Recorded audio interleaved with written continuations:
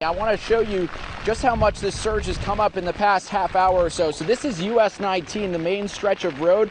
Just an hour ago, this was all dry land, and you can see several inches of water. All across town, there's these piles of sand, almost like snowbanks. This was all sand that was removed from roadways when that storm surge caused devastation to homes and businesses, even surrounding infrastructure like this parking lot. It's up to a foot deep in some areas, and it's approaching some of these businesses, popular places where people grab food, get a drink. This smoothie shop right here, you can see, has sandbags and boards in front of it. Courtney and Josh, we're at Palmasola Park, and just to give you perspective on where this is, it's actually right off a small bay that goes into the Gulf of Mexico. We're around 11 this morning, where we're standing about 2 miles away from that home, they found their suspect in that heavily brushed area right near the interstate. We are monitoring minute by minute, waiting for this Twitter chat to start. But in the meantime, let's take a walk over and look at what DeSantis entering this race actually means for 2024. So you see the field here, things starting to get crowded on the GOP side. We recently saw Senator Tim Scott enter the race. Others, like former Vice President Mike Pence,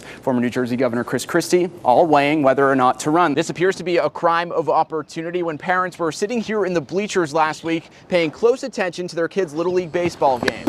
And just about a long home run away from where they were sitting, their windows were being smashed in and their cars ransacked. For many, TikTok is just a hobby, a way to kill time. For others, it's how they make their living. And an outright ban could put the businesses and communities they've built online in jeopardy. This unit has grown over the last few years, allowing them to take a more proactive approach to see things from above and respond on the ground. This is a day, months, even years in the making. The giant debris piles that sit outside the Crosswinds Bridge are finally being taken out. And the folks that live around here are thankful for us shining a light on the issue and now finally seeing some action. I'm 106, I'll be 107. So what's the secret? Is it voting?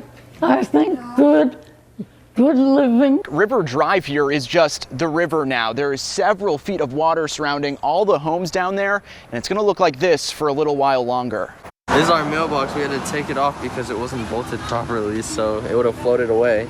The Alafai River in Hillsborough County. It looks like the house is like floating on the water. Seeing major flooding once again. With cars stalled out in the flood, communal canoes a common sight, like taxis around the neighborhood. Go ice down the food. Supplies to stay afloat or for family members forced to stay in place inside. Disappointing, aggravating, because I'd rather see the water be going down now. We talked with Mary Simpson on Zoom. The flood surrounding her home means she can't leave. You could be cooped up in your home for a long time. And even for those who've lived here for a while, it doesn't make this any easier. Stress, honestly. We didn't know it was going to get this deep. Brian Kirkpatrick and Lindsay Cribbs say there's several feet on their first floor. In the office area, it's, what, 5 feet? Yeah, it's like 5 feet deep in the office. Yeah, it's over your head. But in this community, they're also flooded with support. Neighbors helping neighbors until River Drive is drivable again. That's what we do, you know, we accommodate each other. And, I mean, that's the American way, right? And the Alafai will be in a major flood stage until 8 tonight. They are expecting things to look a little better around here by the weekend. We're live in Hillsborough County tonight. Aaron Parseghian, 10 Tampa Bay. Yeah, it's heartbreaking. Hundreds are still displaced after the flooding left most of these units unlivable. Many people lost everything inside, but the community is coming together to help them through this tough time. In the shadow of their flooded out apartment complex, I'm trying to find some tops to wear. And residents rescued from neck-deep water just a week ago the water went over my bed and everything. were sifting through piles of donated clothes. Jeans and tops. People like Laura, who lost her husband last year, There's a lot of stuff here. lost just about everything to Milton. It's hard to look through all this stuff. She's now staying with her daughter. Not everyone else in the same boat. Without a home, volunteers say some have been spending nights on the grass outside. We got my kids out here to help us today and try to make a difference and help the community right now. There's many like Jessica Vasquez who have donated these belongings, their time and information to help lend a hand. So we're trying to just make a change and, you know, give people hope and get together. A little hope as small as a new wardrobe can go a long way. I got a lot of clothes for my kids, for me too. through the tears are many smiles with one less thing these people have to worry about. It's happy and the toys, my kids is happy and the food, clothes. Those donations were initially piling up in a parking lot outside the complex, but those were moved to a nearby congregation to continue giving out to those in need. They say they have plenty of clothes, but they could still use things like baby food, formula, toiletries, cleaning supplies, all those in great need for the people that were displaced out of these apartments. We're live in Clearwater tonight. Parseghian, 10 Tampa Bay. There's a lot of people across America who don't understand the job, the mission of the United States Navy, the importance of why we serving on the seas do what we do. So I have the honor of putting on the uniform and seeing it all firsthand. Ready to go. Believe me, we jumped right in.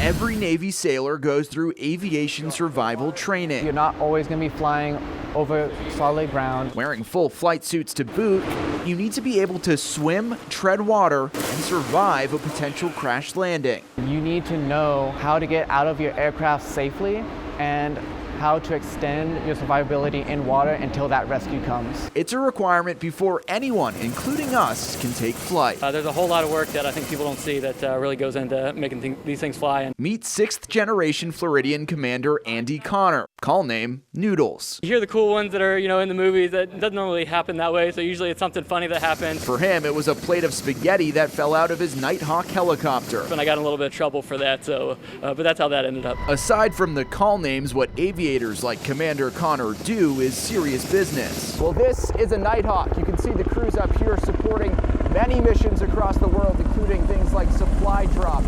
Search and rescue to fleet logistics, carrying people and cargo. I've done defense of the surface forts out there, strapping on missiles and guns, defending the ships as they go through strait transits, things like that. And on the sea in the Navy fleet, every ship and every crew aboard has a purpose.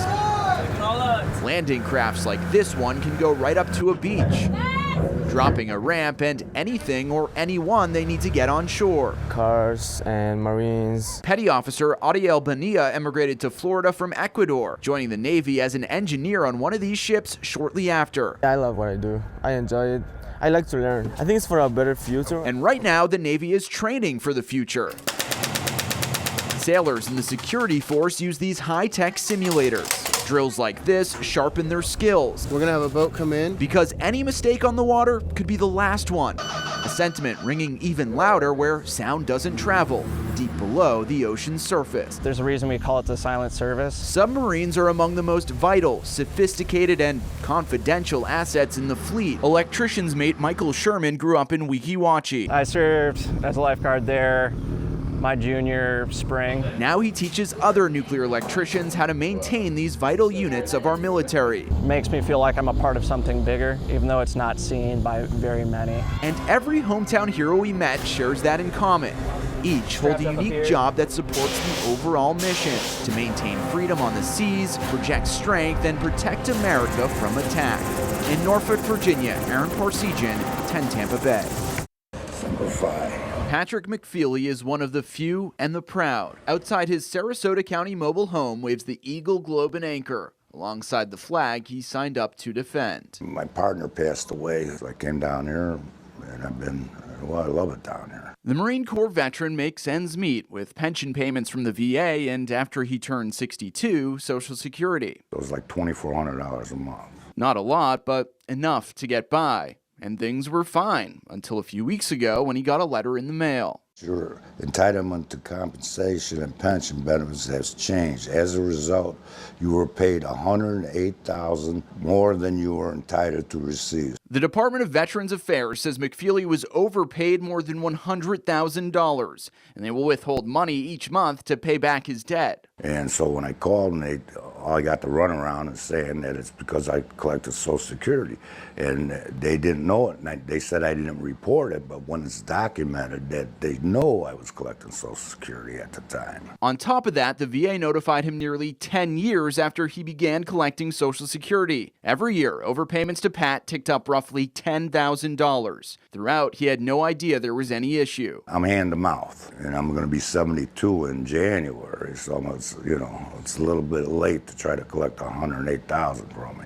So why did it take the VA so long to tell him he was being overpaid? In a statement, the department tells me from 2011 to 2022, 11 years, they were unable to reliably verify veterans' income due to data discrepancies.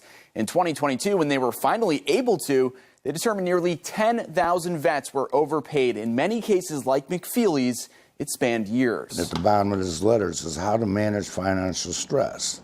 So now they want me to contact a suicide hotline, which is crazy. They're the one that put me in this situation. The VA says they recognize the hardship this may cause, and because of it, are pausing collection until they determine a path forward and pursue options for relief. Well, what can be done is putting reforms in place to ensure that this just doesn't happen from the beginning. Congressman Greg Stubbe, an Army veteran, has grilled Social Security over these overpayment issues and says the federal agencies are the ones at fault. And this is a mistake that the agencies are making. Why is it on the onus of the service member who, through no fault of their own, didn't know they assumed these payments were correct, and now all of a sudden they got to cut a check for $120,000? And he took the words out of McFeely's mouth, which will be hard to feed if the VA expects him to pay what they say he still owes after serving. I don't think this is right the way they treat people, though. Too much red tape. In Northport, Aaron Parseghian, 10 Tampa Bay.